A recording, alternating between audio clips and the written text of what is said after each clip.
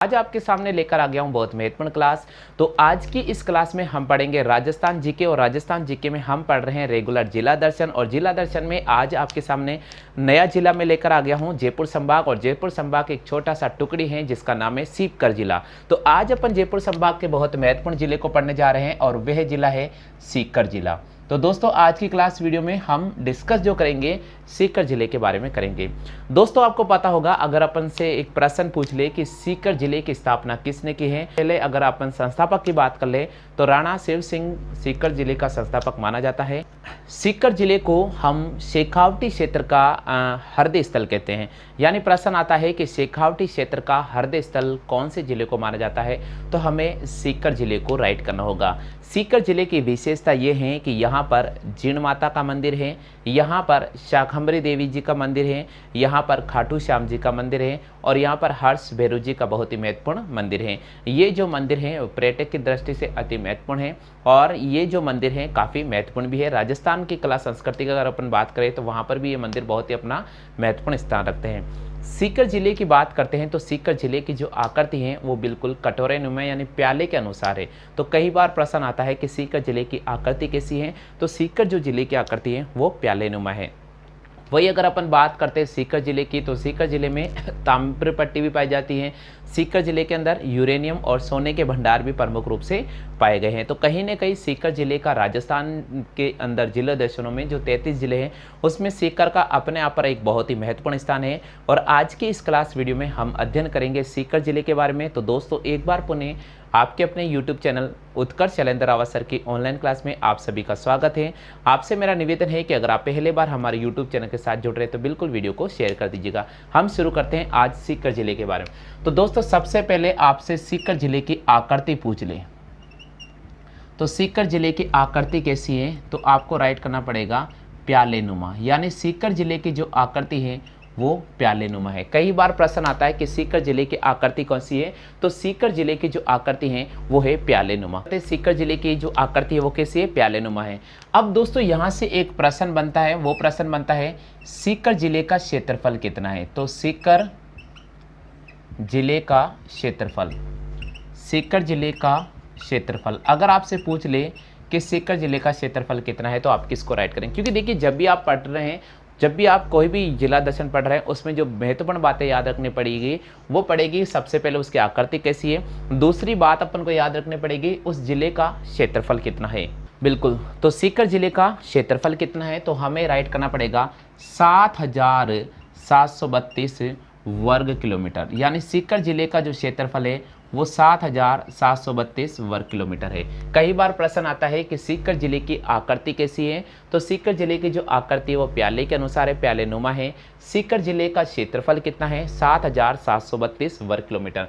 दोस्तों यहाँ से एक और चीज़ बनती है कि जनगणना 2011 के अनुसार, जनगणना 2011 के अनुसार सीकर जिले की अपन टोटल जनसंख्या पूछ ले आपसे, तो सीकर जिले की कुल जनसंख्या कितनी। अगर आपसे पूछ ले कि जनगणना 2011 के अनुसार सीकर जिले की कुल जनसंख्या कितनी है, तो आपको देखिए छोटी छोटी बातें हैं जिनको आप नज़रअंदाज करते हैं, लेकिन आपको ध्यान रखना होगा जनगणना 2011 के अनुसार सीकर जिले की जो कुल जनसंख्या है वो है 26,77,333। यानी सीकर जिले की जो कुल जनसंख्या है वो है 26,77,333।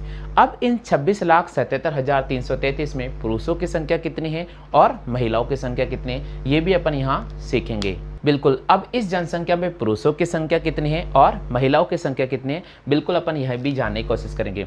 तो 26,77,333 में अगर अपन बात करते हैं पुरुषों की जनसंख्या, तो पुरुषों की जनसंख्या कई बार प्रश्न आता है कि मान लीजिए आपसे पूछ ले, क्योंकि अगर आप डिटेल से पढ़ रहे हैं ना तो जानकारी होना बहुत ज़रूरी है। बिल्कुल, अगर आपसे पुरुषों की जनसंख्या पूछ ले तो वो है 13,74,990। यानी पुरुषों की जो जनसंख्या है वो है 13,74,990।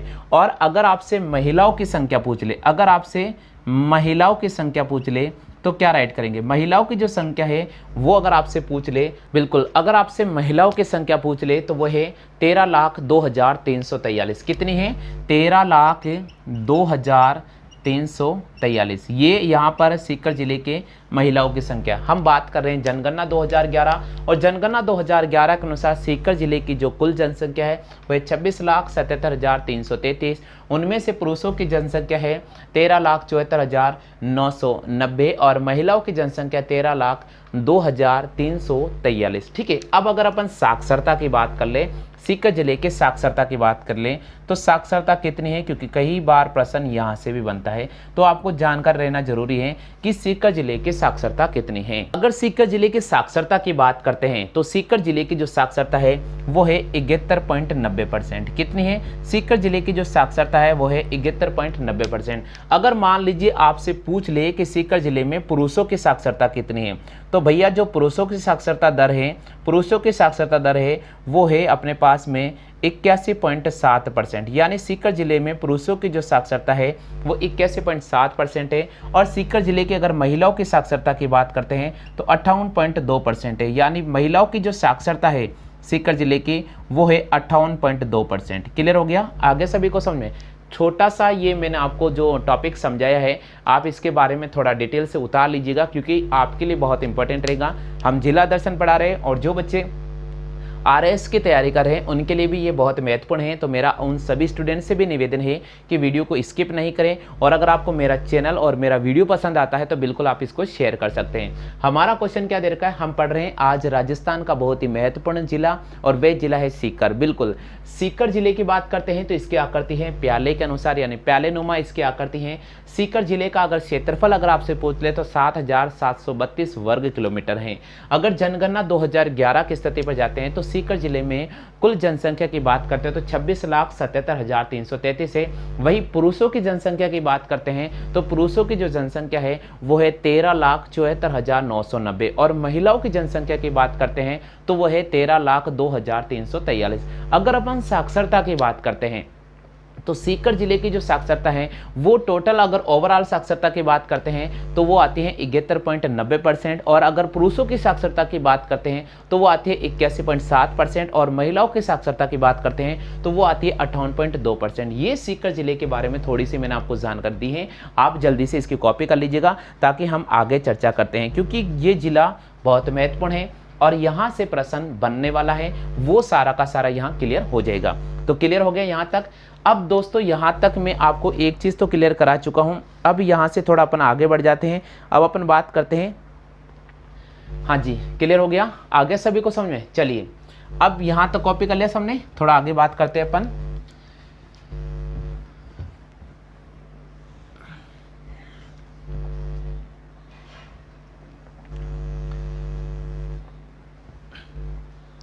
बात करते हैं सीकर जिले का सामान्य परिचय, यानी सीकर जिले का सामान्य परिचय क्या है। तो अगला पॉइंट मैं आपके सामने लिख रहा हूं, सीकर जिले का सामान्य परिचय। तो सीकर जिले का सामान्य परिचय मैं आपके सामने लिख रहा हूं। सभी स्टूडेंट से मेरा निवेदन है कि आप नोट्स जरूर बना लीजिए। पहला इसका जो सामान्य परिचय में सबसे महत्वपूर्ण बात है वो है इसको शेखावटी क्षेत्र का हृदय स्थल भी कहा जाता है। तो इसको शेखावटी क्षेत्र का हृदय स्थल कहा जाता है, हृदय स्थल कहा जाता है। यानी सीकर जिले की पहली विशेषता है, इसका सामान्य परिचय यह है कि इसको शेखावटी क्षेत्र का हृदय स्थल कहा जाता है। दूसरी महत्वपूर्ण विशेषता है यहाँ पर शाकंभरी माता का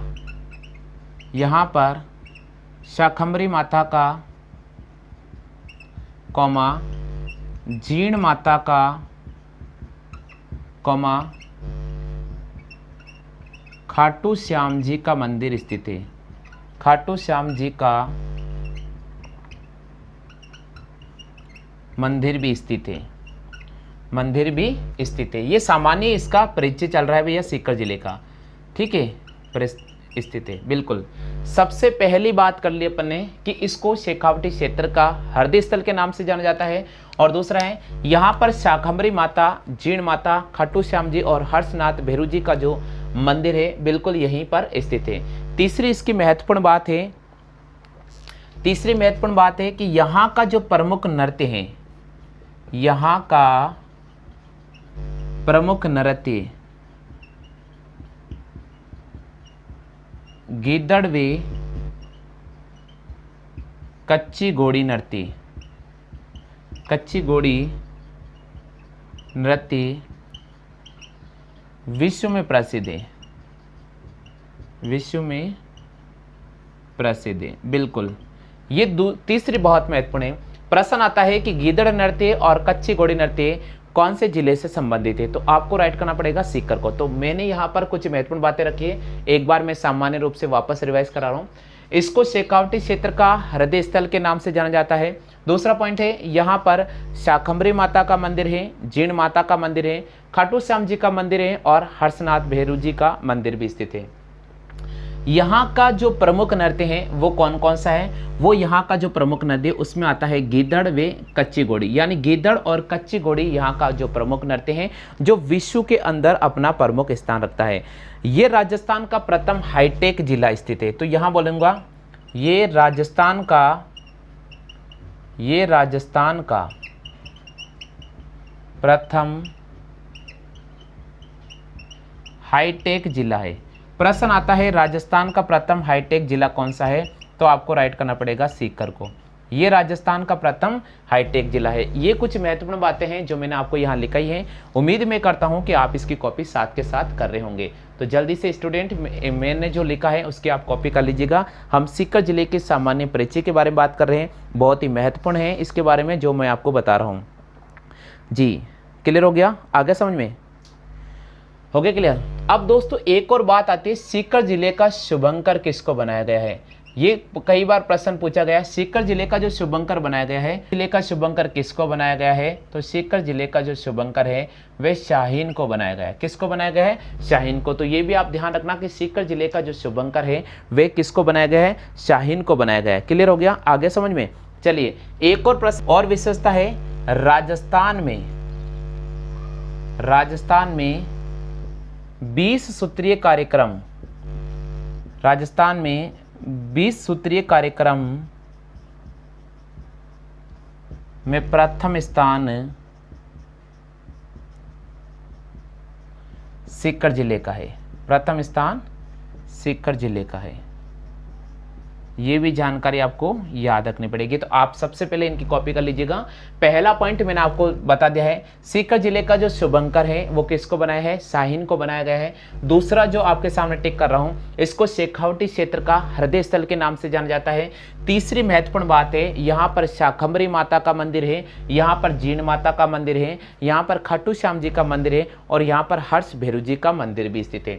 और चौथी आपके सामने बात रखी है, यहाँ का जो प्रमुख नृत्य है उसमें गीदड़ नृत्य और कच्ची घोड़ी नृत्य बिल्कुल सीकर जिले से ही संबंधित है, जो विश्व के अंदर अंतर्राष्ट्रीय स्तर पर ख्याति प्राप्त है। वही अगर अपन नेक्स्ट पॉइंट की बात करते हैं, राजस्थान का ये प्रथम हाईटेक जिला है। प्रश्न आता है कि राजस्थान का प्रथम हाईटेक जिला कौन सा है, तो आपको यहां पर सीकर को राइट करना पड़ेगा। नेक्स्ट क्वेश्चन है, 20 सूत्रीय कार्यक्रम में अव्वल स्थान रखने वाला सीकर है। बिल्कुल, राजस्थान का कौन सा जिला है जो 20 सूत्रीय कार्यक्रम के तहत अव्वल रहा है, तो आपको राइट करना पड़ेगा सीकर जिले को। तो यहां तक आप इसकी कॉपी कर लीजिएगा, बहुत ही महत्वपूर्ण क्वेश्चन है। मेरा सभी स्टूडेंट से निवेदन है कि आप कॉपी कर लीजिएगा।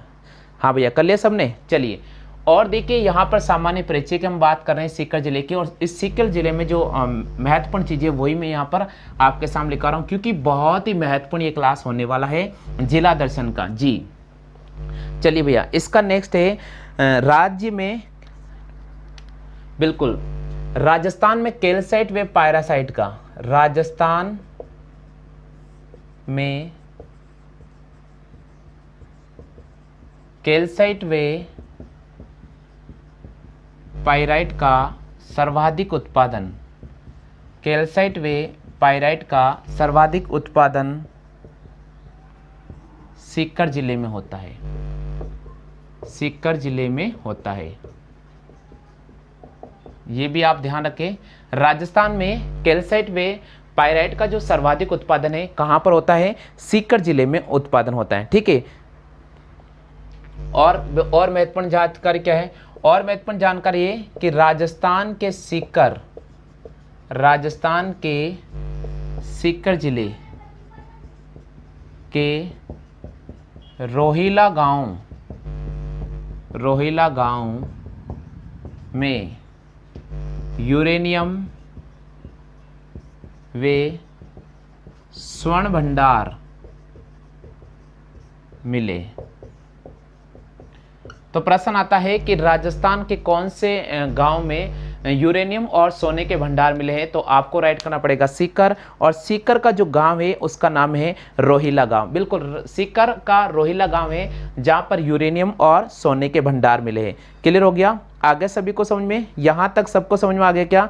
चलिए, और क्या क्या झील है यहाँ पर? एक आपको पता है पीतमपुरा जो झील है वो बिल्कुल सीकर में है, और इसके अलावा कच्छी झील है, बिल्कुल सीकर के अंदर स्थित है। तो यहाँ की जो प्रमुख झीलें हैं उनके बारे में आपको यहाँ समझाने की कोशिश कर रहा हूँ।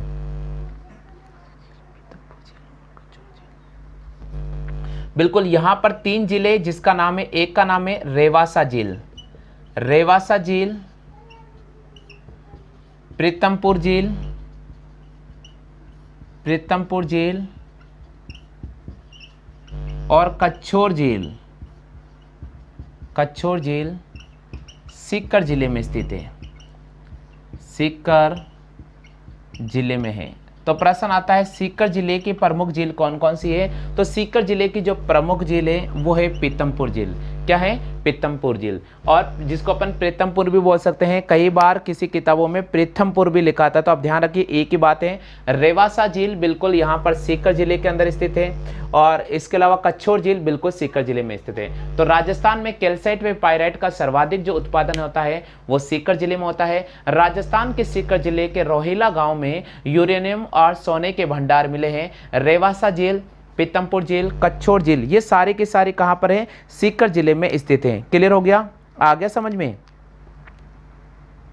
बिल्कुल, आपको पता होगा सीकर के अंदर लुगड़े ज्यादा प्रसिद्ध है। राजस्थान में सबसे अधिक जो लुगड़े फेमस हैं वो सीकर जिले के, और सीकर जिले का एक गांव है जिसका नाम है पाटुआ गांव। कौन सा गांव है? पाटुआ। तो प्रश्न आता है पाटुआ के लुगड़े कहाँ के प्रसिद्ध है? तो सीकर को आपको राइट करना पड़ेगा। तो ये भी आपको ध्यान रखना पड़ेगा। चलिए मैं लिखवा देता हूं, पाटुआ, यहाँ के लुगड़े प्रसिद्ध है। पाटुआ एक जगह है,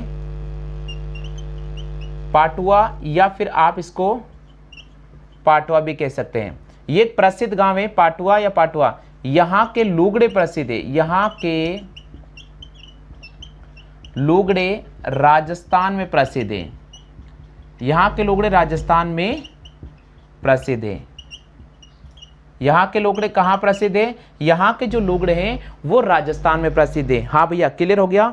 आगे सभी को समझ में? सीकर के अंदर एक बांध है जिसका नाम है रायपुर बांध। सीकर के अंदर एक बांध है जिसका नाम है रायपुर बांध। तो मैं प्रश्न लिख रहा हूं, सीकर में एक बांध स्थित है, सीकर में एक बांध है जिसको रायपुरा बांध के नाम से भी जाना जाता है, जिसको रायपुरा बांध कहते हैं, रायपुरा बांध कहते हैं। देखो, रायपुर भी आ सकता है या रायपुरा भी आ सकता है, बात एक ही है। तो सीकर के अंदर एक बांध है जिसका नाम है रायपुरा बांध।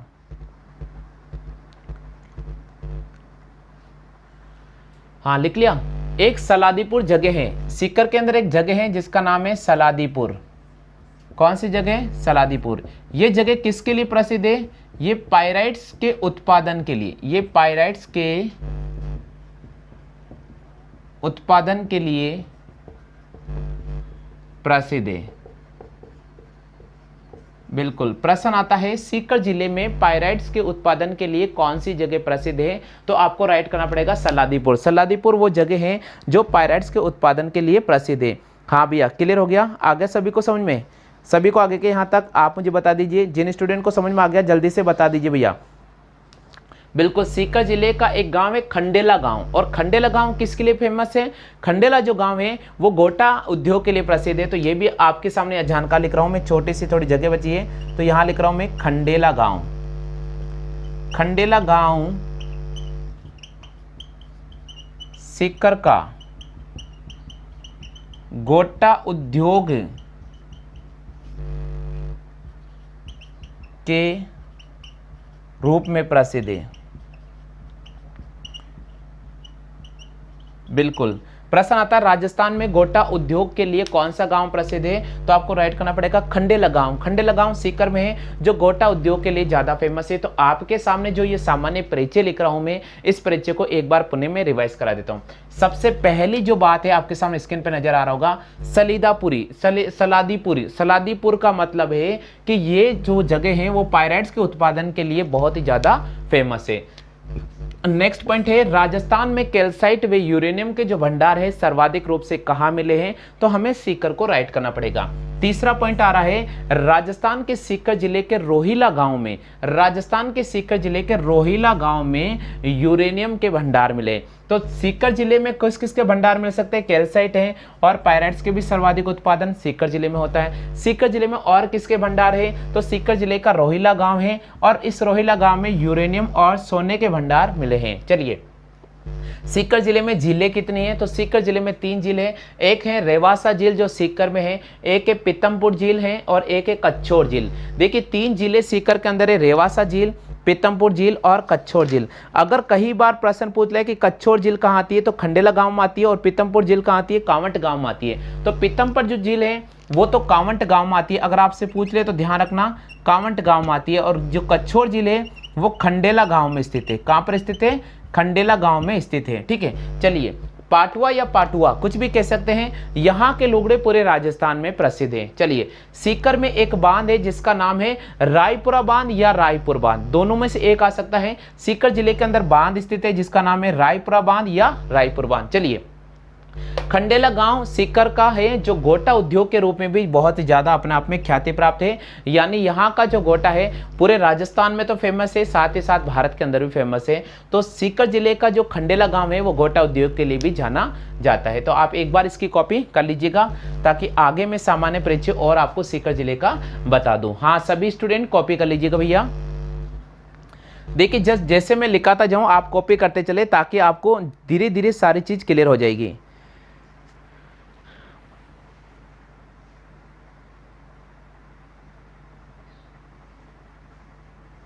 क्लियर हो गया। चलिए नेक्स्ट पॉइंट की बात करते हैं। सीकर जिले का हम सामान्य परिचय पढ़ रहे हैं और सामान्य परिचय के अंदर आने वाली जो महत्वपूर्ण बातें हैं वो सारी की सारी मैं यहाँ पर कवर करा रहा हूँ, क्योंकि हम पढ़ रहे हैं राजस्थान के जिला दर्शन का आज बहुत ही महत्वपूर्ण क्लास, और वो है सीकर जिला। कौन सा पढ़ रहे हैं अपन, सीकर जिला पढ़ रहे हैं। चलिए भैया अब सीकर जिले का सामान्य परिचय में अब अपने पास आता है जीण माता का मंदिर। जीण माता का मंदिर आपने देखा होगा, जीण माता का मंदिर कभी सीकर अगर आप घूमने जाओ तो मेरा आपसे एक निवेदन है कि जीण माता का मंदिर जरूर देखकर आना, खाटू श्याम जी का मंदिर जरूर देखकर आना, इसके अलावा शाकंभरी माता का मंदिर भी जरूर देखकर आना, क्योंकि अगर आप जा ही रहे हो सीकर में तो भैया आप इनके दर्शन करके जरूर आना। और स्थित है तो हम लिखेंगे यह मंदिर रेवासा सीकर में स्थित है। रेवासा सीकर में स्थित है। ये मंदिर कहाँ पर स्थित है, ये मंदिर जो स्थित है वो रेवासा सीकर में स्थित है। अच्छा जीण माता किन की कुल देवी है, तो ये चौहानों की कुल देवी है। ये चौहानों की कुल देवी है। किन की कुल देवी हैं, ये चौहानों की कुल देवी हैं। बिल्कुल। जीण माता का मंदिर कहाँ पर स्थित है, ये मंदिर रेवासा गांव सीकर में स्थित है। ये किन की कुल देवी हैं, ये चौहानों की कुल देवी है। बिल्कुल। अब जीण माता का जन्म कहाँ हुआ, कई बार प्रश्न आता है तो मैं आपको यहां लिखा रहा हूं। जीण माता का जो जन्म हुआ था, जीण माता का जन्म गांगू चूरू में हुआ था। चूरू में हुआ था। कहां पर हुआ था, चूरू में हुआ था। चूरू में हुआ था। तो ये प्रश्न कई बार आता है कि जीण माता का मंदिर कहां पर स्थित है, तो रेवासा गांव सीकर में स्थित है। प्रश्न पूछ ले कि जीण माता का जन्म कहां पर स्थित कहां पर हुआ था, तो गांगू गांव में हुआ था। और ये कहां पर आता है वर्तमान में, ये चूरू में आता है। कहां पर आता है वर्तमान में, ये चूरू में आता है। हाँ क्लियर हो गया।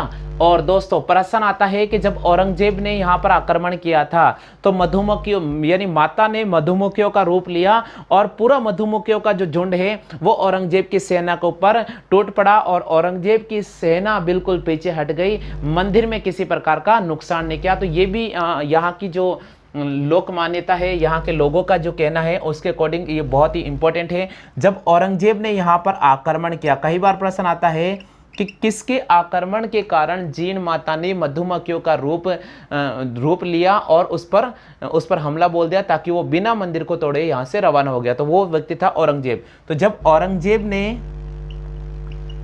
औरंगजेब ने मंदिर को तोड़ने की कोशिश की, जब औरंगजेब ने मंदिर को तोड़ने की कोशिश की, मंदिर को तोड़ने की कोशिश की, तो माता ने मधुमक्खी का रूप लिया, माता ने मधुमक्खी का रूप लिया। वाह भैया, ये है देवी जीण माता, बिल्कुल बहुत ही इंपॉर्टेंट देवी है, बहुत ही शानदार देवी है। और इस माता के, अगर मैं आपसे फिर रिक्वेस्ट कर रहा हूँ, अगर आप सीख कर जा रहे हैं तो मेरा आपसे एक निवेदन है कि जीण माता के जरूर दर्शन करके आना, जीण माता के जरूर दर्शन करके आना। जीण माता का मंदिर, ये मंदिर कहाँ पर स्थित है? ये जो मंदिर है रेवासा गाँव सीकर में स्थित है। कहाँ पर स्थित है भैया? ये मंदिर रेवासा गाँव सीकर में स्थित है। अच्छा, ये किसकी कुल देवी है? ये चौहानों की कुल देवी है। किसकी कुल देवी है भैया? ये चौहानों की कुल देवी है। जीण माता का जन्म कहां पर हुआ था? जीण माता का जो जन्म हुआ था गांगू गांव चूरू में हुआ था। जब औरंगजेब ने यहां पर आक्रमण किया था, जब औरंगजेब ने मंदिर को तोड़ने की कोशिश की थी, उस समय माता ने मधुमक्खियों का रूप लिया और औरंगजेब की सेना पर टूट पड़ी और औरंगजेब की सेना को यहां से मुंह के बल उल्टा लौटना पड़ा। तो बिल्कुल जब औरंगजेब ने मंदिर को तोड़ने की कोशिश की तो माता ने मधुमक्खियों का रूप लिया और औरंगजेब की सेना पर टूट पड़ी और औरंगजेब बिना मंदिर तोड़े ही यहां से लौट गया। बिल्कुल। अब प्रश्न आता है कि जीण माता का मेला कब बढ़ता है? तो भैया मैं आपको बता देता हूं, जीण माता का जो मेला बढ़ता है वो चैत्र और अश्विनी के नवरात्रों में बढ़ता है। जीण माता का जो मेला बढ़ता है चैत्र और अश्विनी के नवरात्रों में बढ़ता है। कब बढ़ता है? चैत्र और अश्विनी के नवरात्रों में बढ़ता है। कब बढ़ता है? चैत्र और अश्विनी के नवरात्रों में बढ़ता है, तर इसका मेला बढ़ता है। क्लियर हो गया? तो प्रश्न आता है चैत्र और अश्विनी माह में किसका मेला बढ़ता है? तो माता जीण माता का मेला बढ़ता है। क्लियर हो गया आगे सभी को? इसे मधुमक्खियों की देवी के नाम से भी जाना जाता है। तो आप चाहे तो इसको यहां लिख लीजिएगा, ये प्रश्न भी बहुत इंपॉर्टेंट है। इस देवी को मधुमक्खी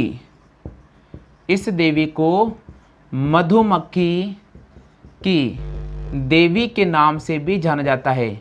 देवी के नाम से भी जाना जाता है। नाम से भी जाना जाता है।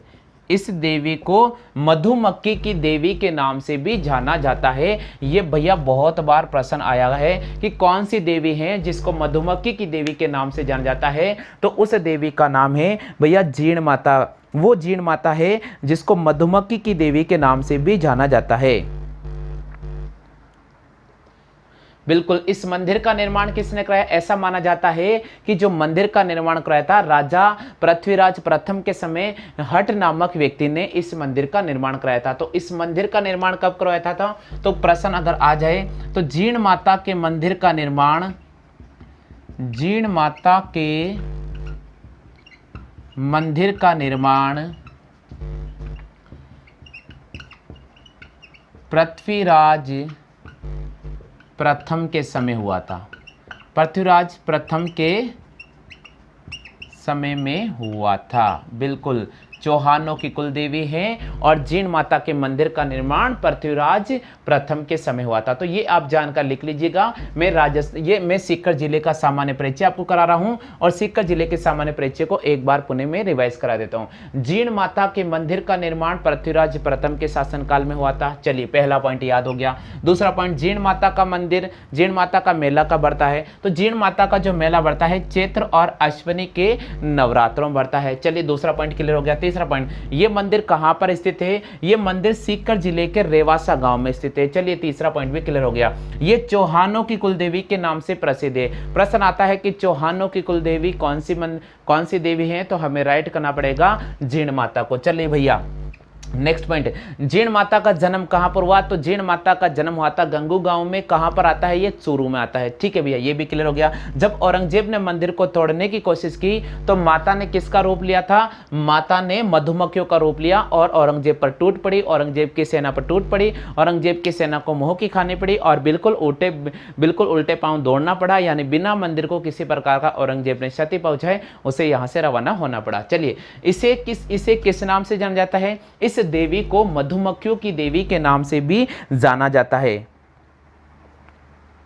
हाँ भैया, क्लियर हो गया?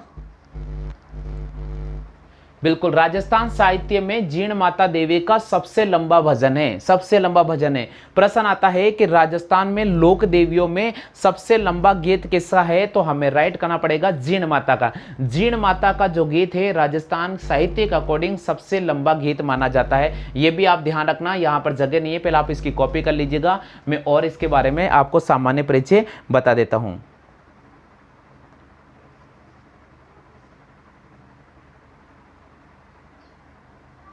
हाँ भैया, क्लियर हो गया। चलिए नेक्स्ट पॉइंट की बात करते हैं।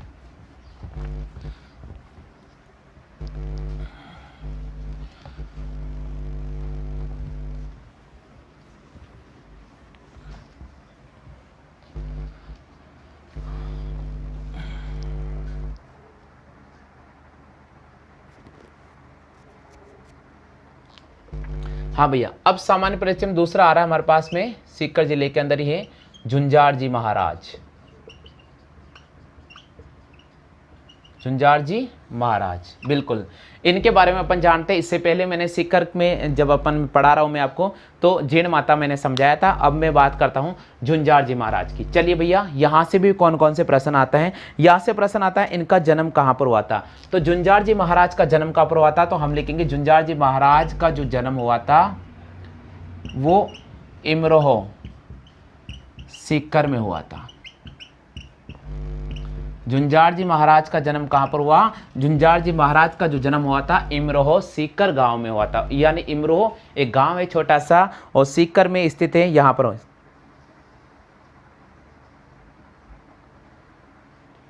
बिल्कुल, अब झुंझार जी महाराज का मंदिर कहां पर है? तो अपन लिखेंगे इनका जो मंदिर है, इनका मंदिर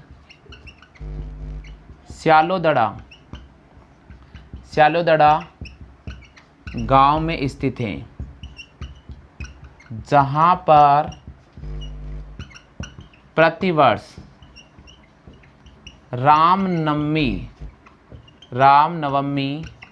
को मेला भरता है,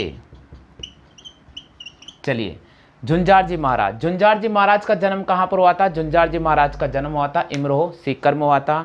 और इनका जो प्रमुख मंदिर है कहां पर है? इनका जो प्रमुख मंदिर है स्यालोदड़ा गांव में स्थित है, जहां पर प्रतिवर्ष रामनवमी के अवसर पर मेला भरता है। बिल्कुल क्लियर हो गया। अच्छा, इनका मंदिर किसके नीचे, कौन से वृक्ष? तो खेजड़ी वृक्ष के नीचे, खेजड़ी वृक्ष के नीचे इनका मंदिर स्थित है। कहां पर आता है? रेवासा सीकर में आता है स्यालोदड़ा। कहां पर आता है? रेवासा सीकर में आता है भैया स्यालोदड़ा। हाँ, क्लियर हो गया? आ गया सभी को समझ में? क्लियर हो गया? चलो कॉपी करो जल्दी से फटाफट से कॉपी कर लीजिएगा, क्योंकि हम पढ़ रहे हैं राजस्थान का बहुत ही महत्वपूर्ण जिला, और वो जिला है, आज हम पढ़ रहे हैं सीकर जिला। कौन सा जिला पढ़ रहे हैं भैया? सीकर जिला। इससे पहले क्या पढ़ा था अपन ने? इससे पहले अपन ने अलवर जिला पढ़ा था। हाँ जी, सामान्य परिचय पढ़ रहे हैं सीकर जिले का। झुंझार जी महाराज के बारे में पढ़ रहे हैं। झुंझार जी महाराज का जन्म इमरोह सीकर में हुआ था। झुंझार जी महाराज का जो प्रमुख मंदिर है स्यालोदड़ा गांव में स्थित है, जहां प्रतिवर्ष रामनवमी को मेला भरता है। चलिए भैया, खेजड़ी वृक्ष के नीचे इनका प्रमुख मंदिर है, रेवासा सीकर में आता है। क्लियर हो गया? चलिए नेक्स्ट बात करते हैं अपन।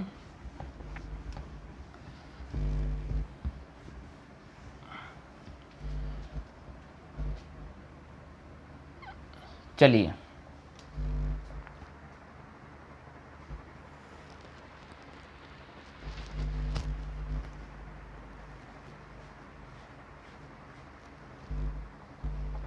इसके अलावा क्या क्या है, इसके अलावा यहाँ पर हर्ष मंदिर है, जो कहाँ पर स्थित है, हर्ष की पहाड़ियों पर स्थित है,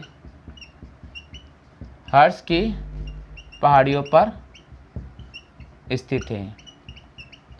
एक यहाँ पर है सप्त गौमाता का मंदिर, सप्त गौमाता का मंदिर, जो राजस्थान का एकमात्र मंदिर है, एकमात्र मंदिर है, रेवासा सीकर में स्थित है, रेवासा सीकर में स्थित है। इसकी इंक चेंज करो आप, इंक, एक मिनट भैया मैं इंक चेंज कर लेता हूँ, है ना।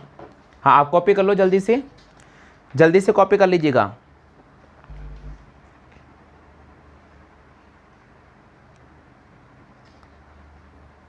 और क्या भैया, और यहाँ पर खाटू श्याम जी का मंदिर है, खाटू श्याम जी का मंदिर,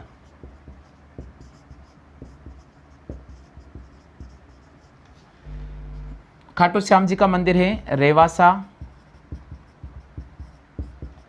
सीकर में। खाटू श्याम जी का मंदिर भी कहाँ पर है, रेवासा सीकर में, जहाँ पर बबरिक के रूप में भगवान कृष्ण की पूजा की जाती है। तो ये भी बहुत ही इंपॉर्टेंट है, आप इसकी कॉपी कर लीजिएगा।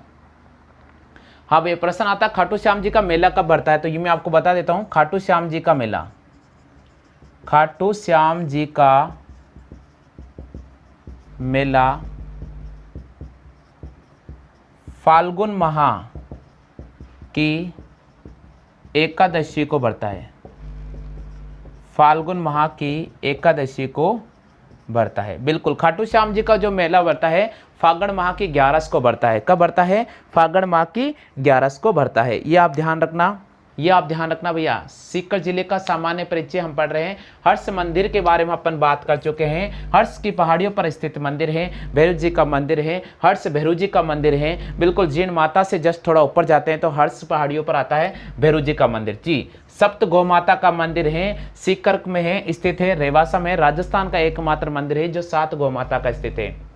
बिल्कुल, खाटू श्याम जी का मंदिर है रेवासा सीकर में स्थित है, रेवासी नहीं, रेवासा सीकर में स्थित है।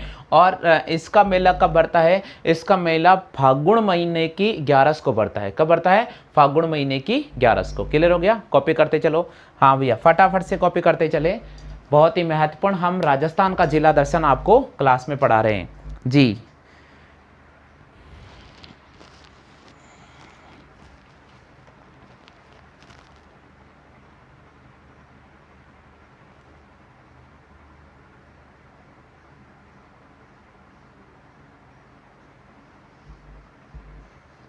क्लियर हो गया, चलिए नेक्स्ट पॉइंट बात करते हैं अपन।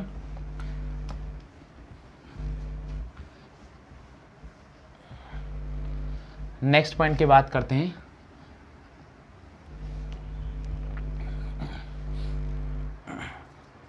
चलिए भैया देखिए, इससे पहले अपन ने जाना था सीकर